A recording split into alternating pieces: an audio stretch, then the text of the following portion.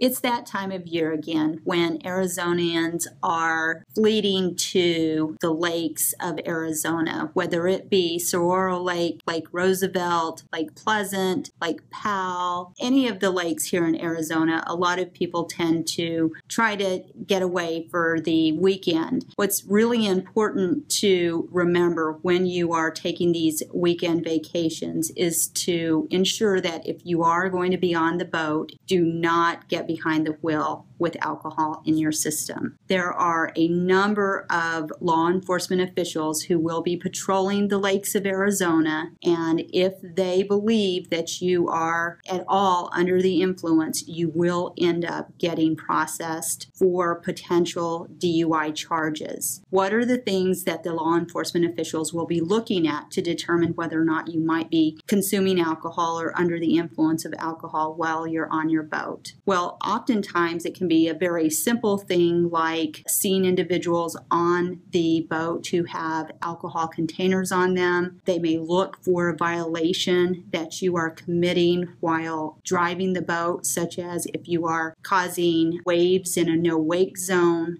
if individuals are on the back of the boat and they're not supposed to be on that back part of the train of the boat. They may be looking to see whether or not underage individuals do not have their life vests on, or it could be something as simple as you have too many people on the boat. If they find that you are committing any type of violation, they will stop you. They will want to do a complete boat check, and then if they are alerted by anything that you do that you might be consuming alcohol or under the influence of alcohol, you will end up coming onto the law enforcement officer's boat and you will be run through their field sobriety tests. Now, these are completely voluntary field sobriety tests. You do not have to do them. In fact, we encourage you not to do those field sobriety tests. Those field sobriety tests typically can be the horizontal gaze nystagmus test. It's basically a very simple test using a pen or a light, and they'll ask you to follow it with your eyes. Again, you may not even know that you're doing a test for the law enforcement officer, and it is voluntary. So the minute that the officer puts it in front of your face, let them know that you'd like to speak with an attorney or that you will not be doing their test for them. If you do end up getting processed for a boating violation or for being under the influence of alcohol while boating, it's very important that you contact an attorney right away, whether it be before they ask you to